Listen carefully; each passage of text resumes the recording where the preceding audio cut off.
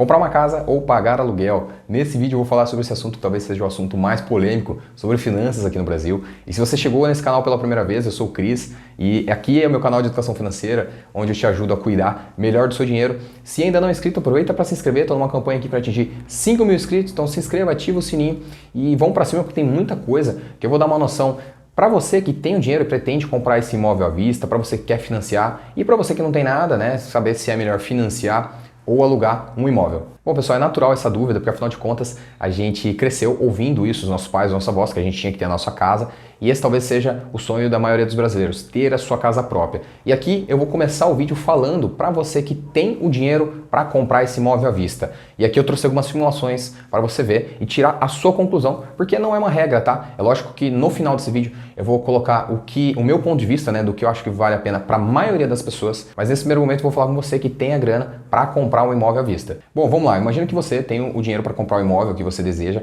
à vista e você está com dúvida se realmente vale a pena imobilizar esse dinheiro, né, comprar um imóvel físico ou colocar ele, investir esse dinheiro no mercado financeiro e com os rendimentos pagar um aluguel de um imóvel semelhante. Aqui eu trouxe 3 simulações de imóveis de 200 mil, 300 mil e 400 mil reais, porque afinal de contas a maioria das pessoas vão comprar imóveis, né, até mais ou menos esses valores. Acima disso, é geralmente imóveis alta renda, mas o intuito desse vídeo é mostrar imóveis que geralmente são mais vendidos. Então imagina que você tem 200 mil reais, se você investir hoje, tá, a uma taxa de juros líquida já de imposto de renda de 0,8% ao mês, investindo 200 mil reais você teria um rendimento de R$ 1.600 líquidos. Se você investir 300 mil reais com essa mesma taxa, você teria R$ 2.400 líquidos por mês, e investindo 400 mil reais você teria R$ 3.200 ali dos seus rendimentos líquidos que você poderia utilizar para pagar o aluguel de um imóvel semelhante. Eu fiz questão de trazer isso para vocês para mostrar que é sim possível você investir o seu dinheiro e pagar o aluguel com esses rendimentos, mas essa é uma realidade da minoria das pessoas. A maioria vai financiar, né, ou não vai ter o dinheiro para comprar esse imóvel à vista. A segunda hipótese que falam bastante é o seguinte: imagine que você queria comprar, por exemplo, um imóvel de 200 mil reais e você só tem às vezes o valor da entrada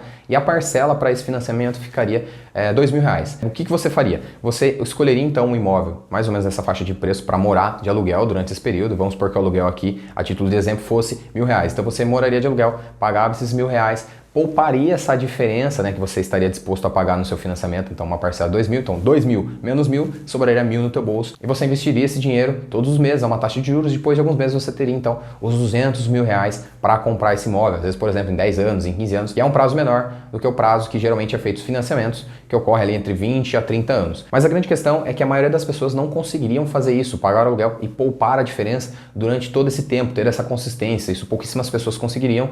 Então, para a maioria das pessoas, isso não funciona. A não ser que você tenha essa disciplina financeira e poupe todos os meses, senão isso não vai funcionar. Duas vantagens interessantes de se alugar um imóvel é que você tem essa liberdade geográfica, ou seja, você consegue morar às vezes num lugar mais próximo do seu trabalho ou um lugar que um bairro que você gosta, tendo esse custo, né, no curto prazo menor. Já as desvantagens de se alugar um imóvel, a primeira é a clássica, né, que ele nunca vai ser seu. A segunda é que o valor do seu aluguel ele é reajustado anualmente pelo IGPM, que é o indicador de inflação. Só para vocês terem uma noção, em anos anteriores esse indicador chegou a quase 30%. Então imagina de um ano para o outro você ter esse ajuste no valor do seu aluguel. Você até pode fazer reformas no imóvel, só que geralmente você não vai ter nenhuma vantagem com isso e todas as benfeitorias que você fizer vai ficar pro dono do imóvel. Se o dono do imóvel não quiser renovar o seu contrato ou quiser que você saia antes mesmo do término, ele pode. E aí imagina você se vendo numa situação dessa e ter que procurar outro imóvel da noite para o dia. Isso acontece, tá? É bastante comum. Enfim, esses são alguns pontos positivos e negativos de se pagar aluguel, mas usado da forma correta, né, estrategicamente, o aluguel pode ser uma ótima opção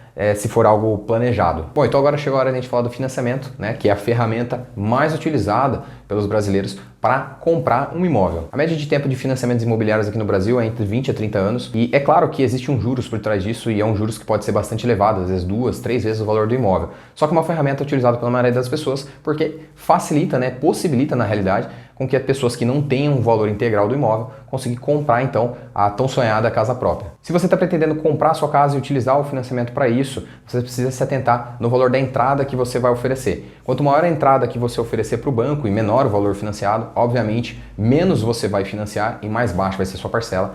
E se o contrário, né, se você der uma entrada pequena, sua parcela acaba ficando alta e aí você acaba pagando um juros bastante salgado aí para os bancos. E detalhe, o imóvel só é seu quando você termina de pagar a sua dívida, termina de pagar o seu financiamento com o banco. Enquanto isso, esse imóvel é do banco e se você deixar de pagar, você vai perder, o banco vai tomar esse imóvel de você. Mas dito isso, você tem que saber que quando você financia então o seu imóvel, as suas parcelas, elas são reduzidas ao longo do tempo. Então às vezes você começa pagando lá, por exemplo, R$ 2.000 e após, sei lá, 5 anos, as suas parcelas estão em 1.500, 1.400. Porque no começo do contrato, o banco, ele cobra um juros altíssimo. Então praticamente toda parcela que você paga é juros e um pouquinho só é amortização, ou seja, aquilo que vai de fato diminuir a sua dívida. E aí, ao passar dos anos, as suas parcelas vão reduzindo de preço, porque lá no começo, como eu disse, incide muitos juros sobre o valor da parcela. E agora, às vezes, os juros representam muito pouco ali do valor mensal que você tem que pagar e de fato o que você está pagando vai amortizar a sua dívida. Então, no final, pode ser que você esteja pagando ali metade, até menos da metade do valor original que você começou a pagar quando você fez o seu financiamento. Se você já tem algum financiamento ou se você pretende fazer um para comprar sua casa, você precisa saber de duas coisas: a amortização do seu contrato e a portabilidade do seu financiamento imobiliário. A primeira, o que é a amortização? É o seguinte, imagina que você fez lá o seu financiamento e aí você paga ali suas parcelas todos os meses. Caso você queira, você tem essa autonomia de pagar parcelas lá na frente, que vão vencer lá na frente. Qual que é a vantagem? Você consegue ter um baita desconto ao fazer isso. Então vamos supor que a sua parcela é R$ 1.500. Às vezes com esses mesmos R$ 1.500 você consegue amortizar às vezes 5, 10, 15 parcelas lá da frente, dependendo, né, do momento que você está ali no seu contrato. Se você acabou de fazer, essas parcelas só vão vencer, por exemplo, daqui 20, 30 anos, você consegue um desconto muito bom. Claro que se você estiver já acabando o seu contrato de financiamento, você até pode fazer essa amortização, mas o desconto às vezes não vai ser tão significativo, mas mesmo assim você ainda tem e você pode fazer isso. E dessa forma, então, você consegue pagar menos juros e terminar o seu contrato, ou seja, quitar a sua casa o mais rápido possível. Já a portabilidade do seu financiamento imobiliário é o seguinte: imagine que agora, em 2022, e não é um momento tão bom para você financiar um imóvel porque a taxa de juros está mais alta. Mas vamos supor que você fez isso. E vamos imaginar que lá em 2023, né, em 2024, a taxa Selic esteja, por exemplo, em 8%, e aí os financiamentos imobiliários, naturalmente, vão estar com uma taxa de juros menor. O que você pode fazer? Você pode entrar em contato com outro banco e levar essa dívida para lá. Ou seja, você está às vezes em um banco A, e aí você vai para o banco B e fala: banco B, eu quero que você,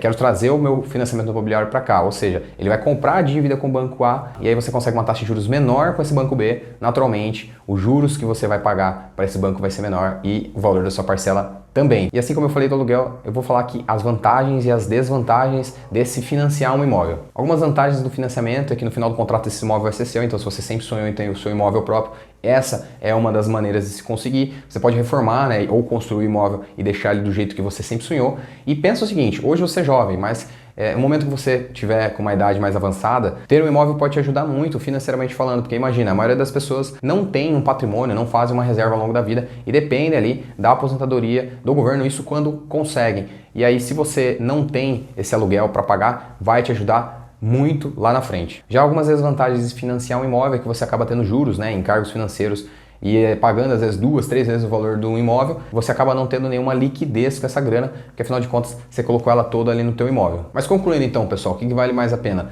Financiar um imóvel ou pagar aluguel? Na minha opinião, tá? E eu vou explicar o porquê, vale mais a pena para a maioria das pessoas financiar um imóvel. Por quê? Aqui no Brasil, nós não temos educação financeira de base, a maioria das pessoas não conseguem poupar um dinheiro e a realidade da maioria dos brasileiros é ter a renda ali entre R$ 1.000 a R$ 5.000. Então, a maioria das pessoas precisam utilizar dessa ferramenta para financiar, né, e conseguir comprar a tão sonhada casa própria. Então é isso, se eu conseguir te ajudar de alguma forma sobre esse assunto que é bastante polêmico, se você gostou desse vídeo, já deixa seu like aqui embaixo. Se você ainda não é inscrito no canal, estou com aquela campanha para atingir 5.000 inscritos, então se inscreva, ativa o sininho. É isso, muito obrigado pela sua atenção, valeu, falou!